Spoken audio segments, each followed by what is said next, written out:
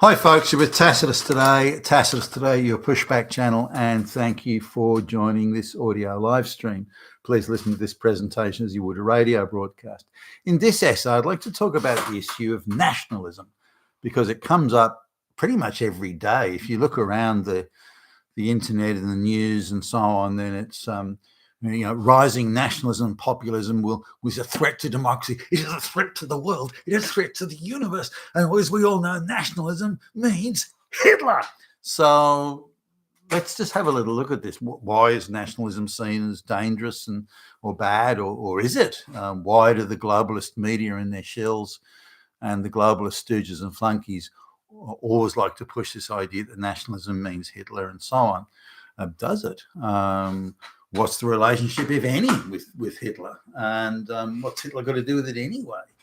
Why is nationalism presented as a threat to everything? It's a threat to the rule of law. It's a threat to democracy. It's a threat to everything. It's authoritarian. It's this, it's that, and every name they can throw out. What's at the bottom of this, though? Now, the globalist cabal, and it doesn't matter, you look in the World Economic Forum, Klaus Schwab, those sort of folks, they want a world where they can move money, capital and labor around whenever they want to wherever they want to. So they want for that a borderless world. And so that the money and labor, workers and money move around, capital move around at the whim of multinational corporations. And to do that, they need a borderless world. And that's really the bottom line of this. Now, they've already got it to a large extent, but they want absolute and complete unfettered ability to move people and capital around. Now, if they want to move, as they're currently doing, tens of millions of illiterate third world low IQ peasants into the West without the consent of the local populations in the West, if they want to do that, then, and they're not doing it organically, this is a force-fed operation. If they want to do, they don't want any resistance, any pushback, any questions. This is what we want to do, and we want to do it, and so borders and sovereign governments, all these sort of things, just get in the way of that. So they've largely neutralized sovereign governments across the West. They've had a recent setback in the United States with the Trump administration, of course, but they're doubling down in every other Western country and super turbocharging mass immigration of third world people into the West, again without the consent of the. So they've neutralized the body politic. Democracy exists in name only, and you have a choice of voting for globalist flunky A or globalist flunky B.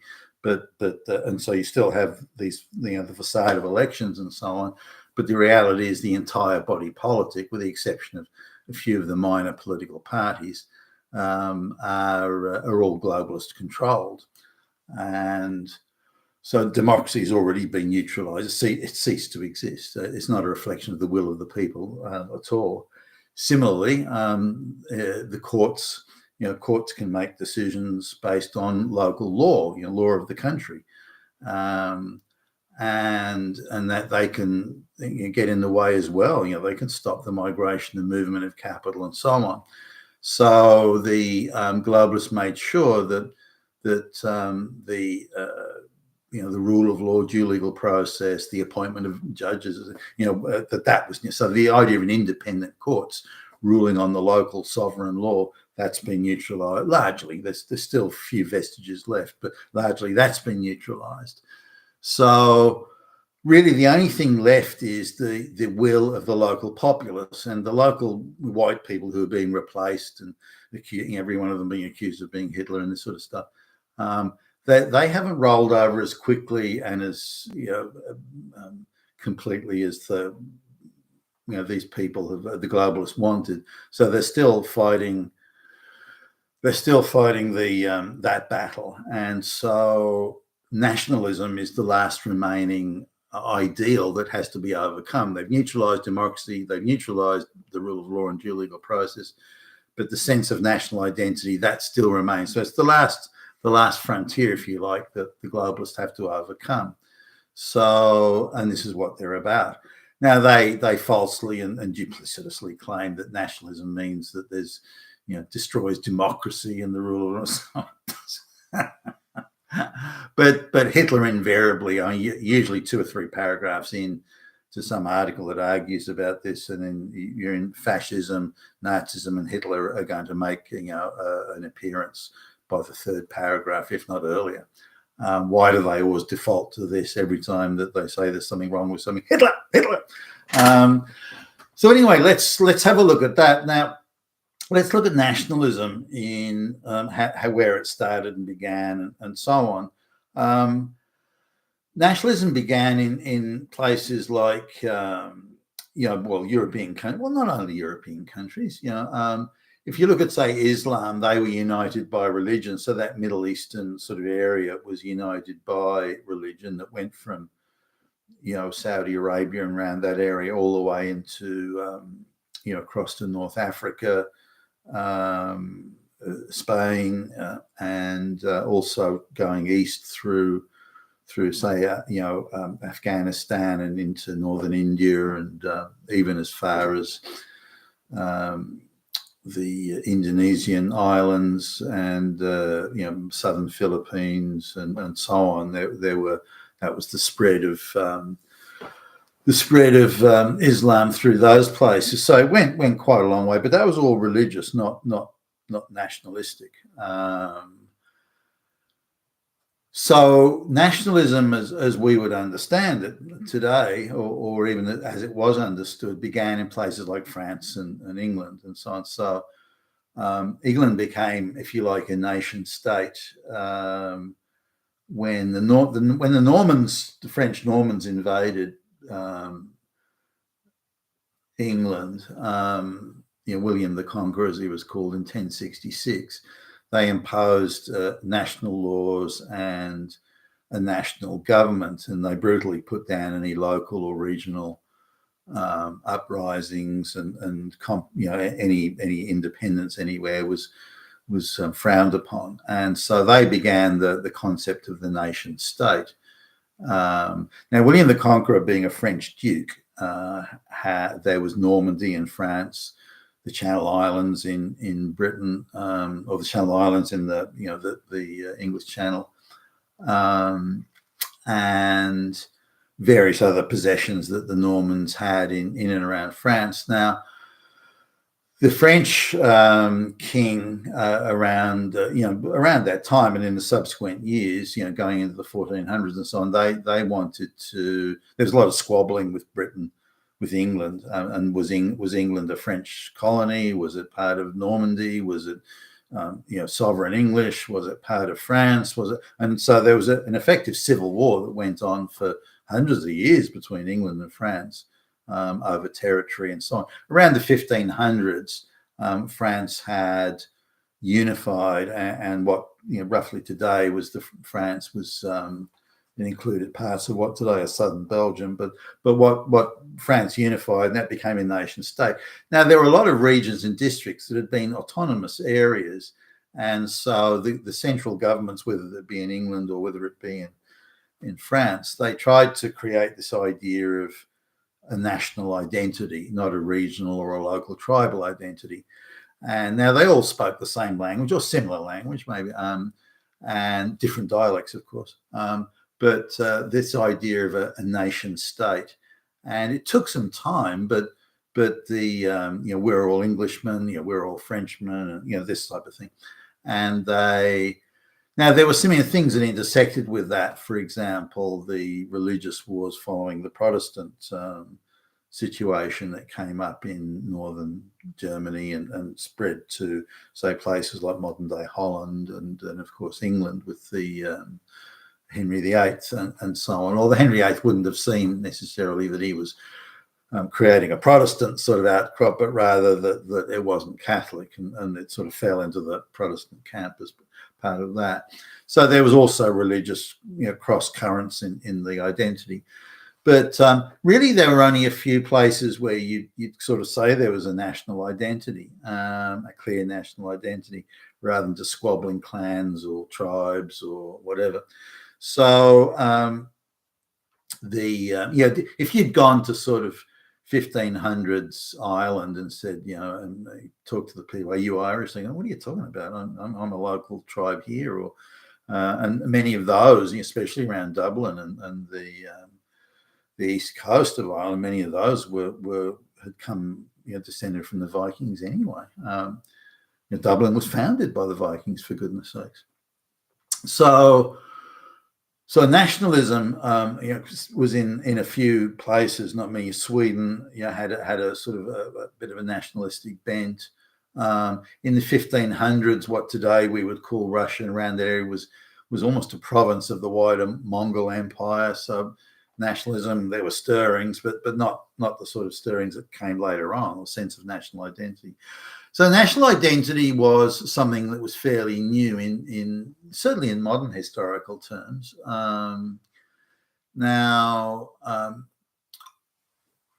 If we look at the sort of the arc of time, Britain and England and France were the first to have a national identity concept, or among the first. And they also had the most advanced economies in many ways, particularly during that mercantile age. Holland as well was a national identity, also identifying very much as a Protestant identity as well in Holland. And they'd sort of thrown off the Spanish occupation or the wider Spanish Habsburg Empire. They'd thrown that off sometime, or a little bit later, actually. It was more beyond the 1500s. But nationalism in other areas hadn't really taken hold. Most of the land masses had either small tribes, regions, zones, dukedoms, fiefdoms, and all that sort of thing. So the idea of national identity hadn't crept in. So Germany only federated as a nation in 1871. Before that, it was Prussia being the largest state in there. But before that, it was Saxony and Hessen. There was all these different areas of Germany and provinces, and they didn't federate till 1871, and then there was a national government was formed there. Prior to that, they'd been often in a state of virtual civil war. For example, various provinces of Germany, speaking German, had sided with Napoleon Bonaparte during the wars. And so there was a lot of internal rivalry. German-speaking Austria had gone to war with German-speaking Prussia in 1866, for example. And there was often pushing and shoving as to who had primacy amongst German-speaking peoples in Europe. The wider German sort of area or German-speaking group had been temporarily, sort of, if you like, forming a quasi-nation state in religious terms, in what would have been referred to as the Holy Roman Empire. We're talking in terms of Emperor Charlemagne and those sort, that sort of era, where there was, if you like, a wider Catholic collection of Germans, particularly in what today would be southern Germany. But that wasn't a nation state as we would see it, as in a sovereign political government. That was more a gathering in sort of religious terms, Catholic religious terms. So now the same happened in Italy. Italy didn't federate as a state until the late 1870s. And if we look at the expansion of sort of Russia into Ukraine, Belarus, and in and around the area around the Black Sea and further south, they were frequently absorbing areas or taking over areas, invading, annexing, call it what you like, areas that had a large proportion of Muslims. Spain had become a nation really in a united religious struggle against the Islamic occupier, and in what ended up being the final enclave being in Granada in southern Spain. So that again was in the late 1400s and into the 1500s. So that nation state, the identity was seen as much as a nation state of Spaniards, if you like, or Spanish-speaking people, as it was an issue of casting out the Islamists and having a unified Catholic state. Ferdinand and Isabella and that sort of thing from that era. So Germany and Italy came late to the table in terms of federation, as did some of the other places. Really Russia was still in a process of federation, if you can call it that, even in terms of absorbing all these other peripheral states like Ukraine or Georgia or Siberia and so on. One of the things among the things that always concerned the Jewish diaspora was that they wanted to keep their Jewish ways, habits, customs, behaviors, attitudes, this sort of thing. And they wanted to be in and among the Gentiles. Now, in areas wherever the Gentiles were unifying around a national Gentile identity, whether it be Catholic or Protestant, it didn't matter, then the Jews found themselves as outsiders, understandably, by the way. And so the perception of Gentile society that particularly the Jews had over time was, if they didn't think in a nationalistic way, if they didn't identify clearly identify as a people, as a race, as a group, as Englishmen, Germans, whatever, if they didn't identify as that, then we wouldn't be outsiders because they would have no identity. Therefore, our identity would be protected by the fact that they have no identity. And that gives us a form of protection that we lose as soon as these people think they have a national identity and find common cause with each other. Because as soon as they do that, we then become the outsiders. So it became a folklore thing in the Jewish diaspora, in their teachings, their education, their attitudes, is that if we can prevent national identity, then we prevent our own oppression. And so the two sort of ran in parallel there. This culminated in the use of the Nazis in focusing on, among other things, focusing on the national identity, so nationalism.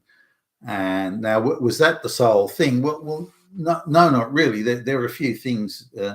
Germany had only federated fairly recently, so there was an overemphasis by the central government in Germany, from 1870s onwards, to highlight the national identity. We're all Germans. We're not Saxons. We're not Bavarians. We're not Prussians. We're Germans.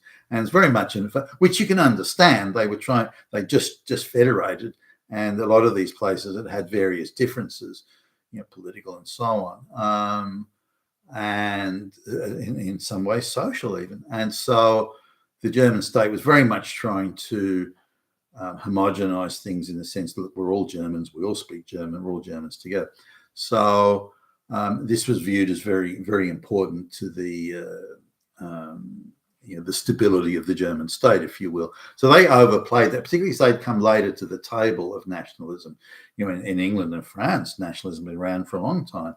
But by comparison, even in Holland for a while, but in Germany, not so. Also, Germany had a largely Protestant north and a largely Catholic south. This too was seen as a problem, seen as a barrier to successful state homogeneity and stability. So that's why the Germans overplayed I think, relative to the other states around, overplayed it, because they had these issues that the other states, such as France and Britain didn't have, or England didn't have. So they went down the path of stability through homogeneity. And this was something that carried over into, if you like, into the post-World War I years, and also carried through in the Depression and the forces that created the environment where Hitler could appear. Now, remember in the early days, this idea of the Jews and Hitler, that didn't exist in the early days. What Hitler promised to do was to make turn Germany into a non-fractured nation, because there were revolutions, socialist revolutions, communist revolutions. There were all sorts of stuff going on. There were various outside forces and influences that were, if you like, undermining the stability of the German state. And the government, the pre-1933 government was lurching from one disaster and crisis to another. They politically, various parties would get together to run the place, and then the coalition would fall to pieces. Then there'd be another election. There was communist street gangs running around intimidating public officials and beating up judges and slapping politicians around. And all this sort of stuff was going on. Then along comes this guy called Hitler, and he says, "Look, I'll put a stop to all that.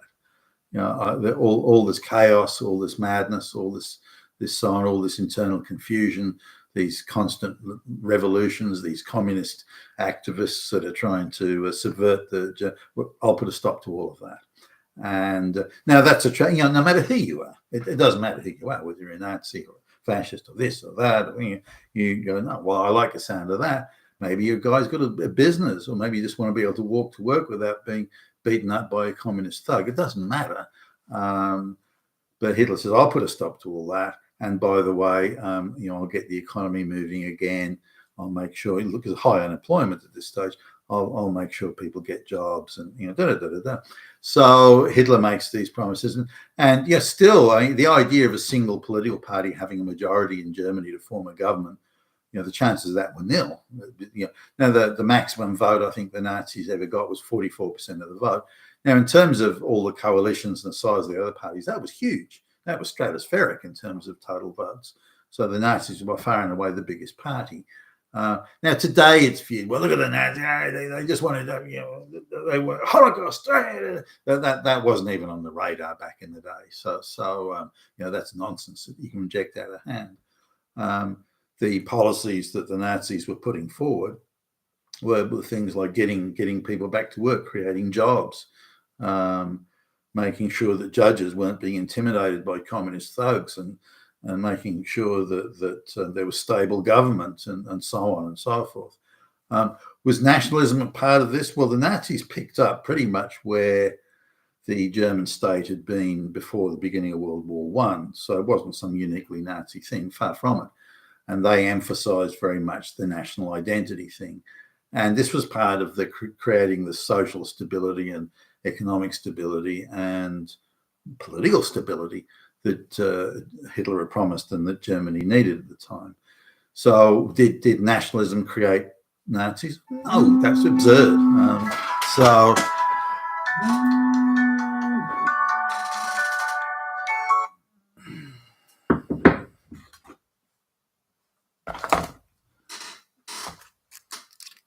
Let me just